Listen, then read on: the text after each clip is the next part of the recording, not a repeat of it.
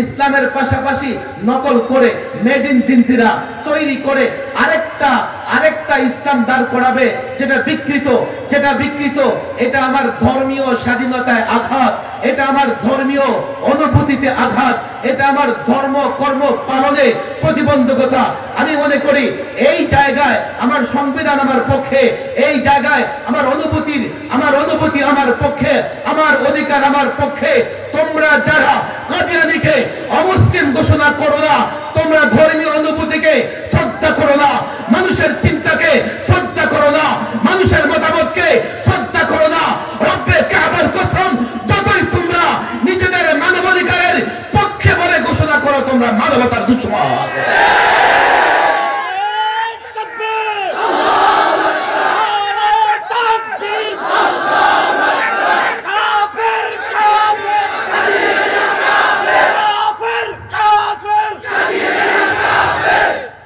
খতমে নবুয়ত আন্দোলন কিংবা কাদিয়ানী বিরোধী আন্দোলন একটা রাজনৈতিক বিষয়। আপনাদের বুঝতে হবে, ভারত উপমহাদেশে আমরা যারা খতমে নবুয়ত আন্দোলন করছি, আমরা যারা কাদিয়ানী বিরোধী আন্দোলন করছি, এই আন্দোলন রাজনৈতিক সিদ্ধান্ত ছাড়া এই আন্দোলন কোনদিন শেষ হবে না, আন্দোলন পরিপূর্ণ হবে না। কেননা আমাদের দাবি হচ্ছে রাষ্ট্রীয়ভাবে কাদিয়ানীদের অমুসলিম ঘোষণা করা, আর রাষ্ট্রের কাজ সেটা রাজনৈতিক কাজ। বলবেন আপনাদের এই ধরনের কাজের দরকার কি? রাষ্ট্রের কাজ করুক, আপনারা আপনাদের কাজ করেন। আমি বলি, রাষ্ট্রের কাজ করবে, রাজনীতিবিদরা রাষ্ট্র পরিচালনা করবে, তাদের ভেতরে দেশপ্রেম থাকা দরকার। যারা খতমে নবুয়তের মাসআলা বুঝে না, খতমে নবুয়তের পক্ষ অবলম্বন করে না, খতমে নবুয়তের আন্দোলনকে সমর্থন করে না, তাদের ভেতরে দেশপ্রেম নাই, থাকতে পারে না। কেন?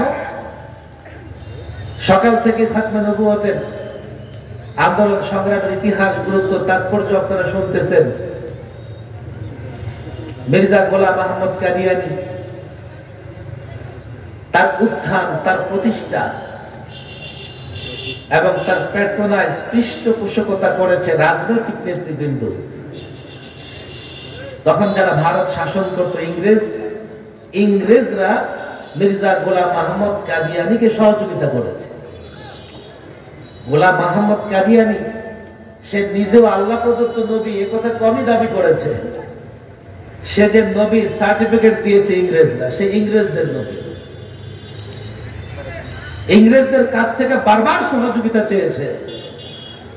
ইংরেজ কারা? যারা ভারত উপমহাদেশকে প্রায় 200 বৎসর গোলামের জিনজিরে আবদ্ধ করে রেখেছে। দীর্ঘ মুক্তিযুদ্ধের মাধ্যমে প্রায় 20,000 আলেম, লক্ষ মুসলমান, ভারতের জনগণ, জনতা, সাধারণ জনগণ রক্ত দিয়ে শেষ পর্যন্ত ইংরেজদের বিতাড়িত করে ভারত স্বাধীন করেছে। আর ইংরেজদের সহযোগিতায় যারা নবী দাবি করেছে বা ইংরেজদের যারা সহযোগিতা করেছে, বুঝবার চেষ্টা করেন। অনেক মিডিয়া আছে, হয়তো বা সরকারি লোকজন এখানে আছে, যারা ইংরেজদের সহযোগিতা করেছে তারাও দেশের দুশ্মন, ভারতের জনতার দুশ্মন, জনগণের দুশ্মন। সুতরাং আমরা যখন কাদিয়ানীদের বিরুদ্ধে কথা বলি, মির্জা গোলাম আহমদ কাদিয়ানীর বিরুদ্ধে কথা বলি, শুধুমাত্র ইসলামী দৃষ্টিভঙ্গি থেকে কথা বলি এমন নয়।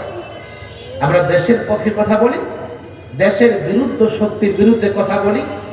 এই দেশেরটা খেয়ে পড়ে যারা ইংরেজদের গোলামি করেছে, ইংরেজদের দাসত্ব করেছে, ইংরেজদের চামচামি করেছে, আমরা তাদের বিরুদ্ধে কথা বলি। যারা মির্জা গোলাম আহমদ কাদিয়ানীর পক্ষে থাকবে ওরা দেশের বিপক্ষে, আর যারা মির্জা গোলাম আহমদ কাদিয়ানীর বিরুদ্ধে থাকবে তারা দেশের পক্ষে। এটা ঐতিহাসিক বাস্তবতা, রাজনৈতিক বাস্তবতা। এখন আপনি দেখেন, আমার দেশের রাজনৈতিক দলগুলো যদি দেশকে মহব্বত করে থাকে তাহলে দাবি কেন করতে হবে? তাদের নিজ উদ্যোগে প্রয়োজন ছিল কাদিয়ানী এবং তাদের অনুসারীদের বিদ্রোহী ঘোষণা করে, দেশদ্রোহী ঘোষণা করে, দেশের দুশ্মন ঘোষণা করে তাদেরকে ব্যান করে দেওয়া, অবৈধ করে দেওয়া, তাদেরকে শাস্তির মুখোমুখি দাঁড় করানো। অথচ আমরা যখন বলি কাদিয়ানীদের অমুসলিম ঘোষণা করে, তো বলে কি জানেন, আমার কাছে কি ওহী আসে নাকি, আমি কেমনে ঘোষণা করব? তার কাছে বলে ওহী আসে না, আল্লাহ মাফ করুন। আরে তোমার কাছে ওহী আসে বিশ্বাস করলে তো আমার ঈমানই থাকবে না। পরিষ্কার বলছি, আলেম ওলামাদের বলছি, মাওলানা দুটি ঘটনা বলে গেছে।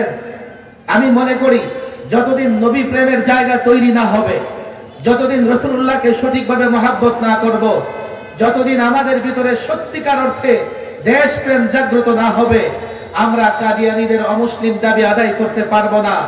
অনেকেই বলে কেন এদেশে হিন্দু থাকবে না, বৌদ্ধ থাকবে না? থাকবে। আমরা বলি কেন থাকবে না? আমরা কি বলি হিন্দুদের হিন্দু ঘোষণা করো? আমরা কি বলি বৌদ্ধদের বৌদ্ধ ঘোষণা করো? আমরা কি বলি খ্রিস্টানদের খ্রিস্টান ঘোষণা করো? আমরা তো এই দাবি করি না। কাদিয়ানীদের অমুসলিম ঘোষণা করো। আমরা এই দাবি কেন করি? কাদিয়ানী ইসলামকে বিকৃত করতেছে। কাদিয়ানী ইসলামের পাশাপাশি আরেকটা ধর্ম বানিয়ে ইসলামের পরিভাষাগুলো নকল করে ইসলাম একটাকে নামাজ বলে, কাদিয়ানী তার বিকৃত ইবাদতকে নামাজ বলে, ইসলাম একটাকে হজ বলে, কাদিয়ানী তাদের বিকৃত চিন্তাকে হজ বলে। ইসলামের পাশাপাশি আরেকটা ধর্ম দাঁড় করিয়েছে কাদিয়ানী। বাংলাদেশে আপনি লবণের ব্যবসা করবেন, আপত্তি নাই, তবে একজন যে নামে লবণের ফ্যাক্টরি স্থাপন করেছে, লবণ বাজারজাত করেছে, আপনি সে নামে লবণ বাজারজাত করবেন না, করতে পারবেন না। আপনাকে ট্রেডমার্ক দেওয়া হবে, আপনার কোম্পানির নাম কেবলমাত্র আপনি ব্যবহার করতে পারবেন। যে দেশে 10 টাকা 20 টাকার লবণের ট্রেডমার্ক থাকে, যে দেশে ব্যবসায়িক পণ্যের ট্রেডমার্ক থাকে, আটার ট্রেডমার্ক থাকে, ময়দার ট্রেডমার্ক থাকে, প্রত্যেক পণ্যের ট্রেডমার্ক থাকে। একজন এক নামে একটা পণ্য বের করলে এই নামে আরেকজন আরেকটা পণ্য বের করতে পারে না। যেই দেশে এই অবস্থা, সে দেশে আমি যখন ইসলামকে মানি, ইসলামের পাশাপাশি নকল করে মেড ইন জিনসিরা তৈরি করে আরেকটা ইসলাম দাঁড় করাবে যেটা বিকৃত, এটা আমার ধর্মীয় স্বাধীনতায় আঘাত, এটা আমার ধর্মীয় অনুভূতিতে আঘাত, এটা আমার ধর্ম কর্ম পালনে প্রতিবন্ধকতা। আমি মনে করি এই জায়গায় আমার সংবিধান আমার পক্ষে, এই জায়গায় আমার অনুভূতি আমার পক্ষে, আমার অধিকার আমার পক্ষে। তোমরা যারা কাদিয়ানীকে অমুসলিম ঘোষণা করো না, তোমরা ধর্মীয় অনুভূতিকে শ্রদ্ধা করো না, মানুষের চিন্তাকে শ্রদ্ধা করো না, মানুষের মতামতকে শ্রদ্ধা করো না। রব্বে কাবার কসম, যতই তোমরা নিজেদের মানবাধিকারের পক্ষে বলে ঘোষণা করো, তোমরা মানবতার দুশ্মন।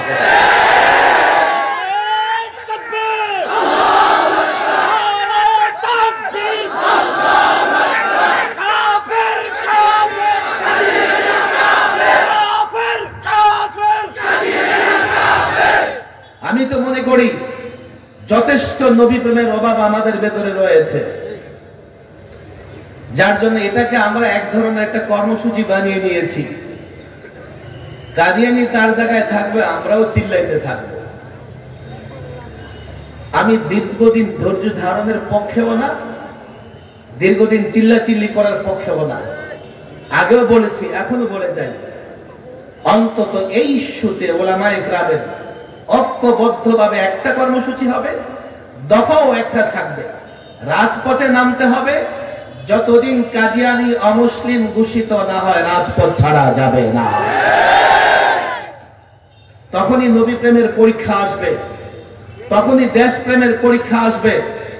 আমি অতটা ধীর গতিতে ধৈর্য ধারণ করে কর্মসূচি হিসেবে দিনের দিন আমরা চিল্লাবো, আর তারা বলবে এটা আমাদের দায়িত্ব না। তো তোমাদের কি দায়িত্ব? তোমরা কি করবে? দেশপ্রেমের কথা বলো, তো তোমাদের সেটাও দায়িত্ব। যারা দেশদ্রোহী তাদের বিরুদ্ধে আইন করা, তাদেরকে বিচারের কাঠগড়ায় দাঁড় করা। আমি এই জন্যই বলি, যাদের ভেতরে নবী প্রেম নাই, তাদের ভিতরে দেশপ্রেমও নাই। এজন্যই দেখা যায় তাদের বরাবরই তাদের সুইস ব্যাংকের অ্যাকাউন্ট মজবুত হতে থাকে। আমি আলেম ওলামাদের বলবো, নোয়াখালী ঐতিহ্যবাহী একটা জেলা, একটা ইমান এবং ইসলামের ঘাঁটি নোয়াখালী। গোটা বাংলাদেশে ইসলাম প্রচার হয়েছে। যেই জেলার দায়িত্বশীলদের সবচেয়ে বেশি অবদানের মধ্যে নোয়াখালীর আলেম ওলামাদের অবদান বেশি। এখনো বাংলাদেশে যে কোনো জায়গায় যাবেন, মুরব্বীদের জিজ্ঞেস করলে বলবে আমরা শৈশবে ওই নোয়াখালীর কোন আলেমের কাছে কায়দা পড়েছে, কোরআন শরীফ পড়েছে। এক এক জায়গা থেকে ওলামা ইকরামকে একটা প্ল্যাটফর্মে আসতে হবে, ঐক্যবদ্ধ হওয়া লাগবে। এই দাবি, এটা আমার অধিকার। কাদিয়ানীদের অমুসলিম ঘোষণা করা এটা যৌক্তিক দাবি, এটা সংবিধানের পক্ষের দাবি, এটা দেশের পক্ষের দাবি, এটা ঈমানের পক্ষের দাবি, এটা ইসলামের পক্ষের দাবি। তোমরা যাদের এই দাবি ভালো লাগে না, তোমরা যারা আমরা এই দাবি করলে পছন্দ করো না, তোমরা দেশের পক্ষে নয়, তোমরা ইসলামের পক্ষে নয়, জনতার পক্ষেও নয়, জনগণের পক্ষেও নয়। এদেশে নানা দল আছে, নানা মত আছে, নানা সংগঠন আছে। আমি মনে করি এই একটা দাবিতে এদেশের মানুষের, বিশেষ করে মুসলমানদের মধ্যে কোনো ধরনের ভেদাভেদ নাই। আবারও পরিষ্কার বলে, আমরা এই কথা বলি না কাদিয়ানীদের জায়গা দখল করো, বাড়ি দখল করো। আমরা এটাও বলি না তাদেরকে দেশ থেকে বের করে দাও। আমরা আমাদের ঈমান হেফাজতের জন্য, আমরা দেশের মানুষের ঈমানের হেফাজতের জন্য আমরা এটা দাবি করি, তাদেরকে একটা ট্রেডমার্ক দিয়ে দাও। নাহলে তারা কি করতেছে, তাদের বিকৃত কিছু বিষয় ইসলামের নামে প্রচার করে সাধারণ মানুষের ঈমান ধ্বংস করতেছে। আমি জানি না এই কথা কতদূর পর্যন্ত এখান থেকে পৌঁছবে।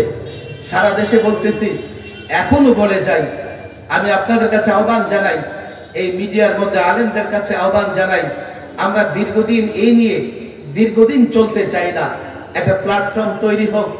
আমি এখানে শুনেছি আমাদের ঢাকার একজন মুরব্বী আব্দুল হামিদ পীর সাহেব মধুপুর হুজুর এখানে এসেছিলেন, বর্তমানে খাতমে নবুয়তের জান্ডা নিয়ে উনি সদর্পে এগিয়ে চলছেন সাহসিকতার সঙ্গে। আমি ওলামা ইকরামকে আহ্বান জানাবো, নিজ নিজ জায়গা থেকে সাধারণ মানুষকে বুঝান। আগে দাবিটা সাধারণ মানুষকে বুঝান। আমাদের একটা বড় ব্যর্থতা হচ্ছে, আমরা সাধারণ মানুষকে আমাদের দাবি বুঝাতে পারি না। বলে আমি যখন রাস্তায় নামি, কেবল আমি নামি, আমার ছাত্র নামি। সাধারণ যুবক মনে করে এটা মৌলভী সাহেবের কাজ, সাধারণ মানুষ মনে করে এটা মাদ্রাসার ছাত্রদের কাজ। অথচ আল্লাহর রাসূলের উপরে ঈমান না থাকলে, খাতমে নবুয়ত বিশ্বাস না করলে সাধারণ মানুষও মুমিন হতে পারবে না। আর আমরা কি চাই? আমাদের দাবি স্পষ্ট, তাদেরকে দেশ থেকে বের করে দাও, বাড়িঘর দখল করো, নো, নেভার। আমরা যেটা চাই, তাদেরকে ট্রেডমার্ক করে দাও, যাতে জাতিকে তারা বিভ্রান্ত করতে না পারে। আর তাদেরকে ট্রেডমার্ক করলে তাদেরই তো ভালো হবে। তারা শুধু নালিশ করে, নালিশও বাংলাদেশে না, পশ্চিমা দেশগুলোতে গিয়া, যে আমরা নিরাপদ নই, আমাদেরকে অর্থ দেন, আমাদের সহযোগিতা করেন। আর এই পশ্চিমা দেশগুলো মুসলমানদের বিরুদ্ধে তাদেরকে সহযোগিতা করে, তাদেরকে অর্থ দেয়। আমি তো মনে করি কিছুই লাগবে না, তোমরা নিরাপদ হয়ে যাবে। এদেশে যেভাবে হিন্দু নিরাপদ, বৌদ্ধ নিরাপদ, খ্রিস্টান নিরাপদ, কাদিয়ানি ধর্মের লোকেরাও নিরাপদ থাকবে যদি তো তারা তাদের কাদিয়ানি পরিচয় নিয়ে চলে। কথা ঠিক না বেঠে? সর্বশেষ কথা, আলোচনা লম্বা করার কোনো সুযোগ নেই। মাগরিবের আজান দিলে আমাদের জামাত দাঁড়িয়ে যেতে হবে।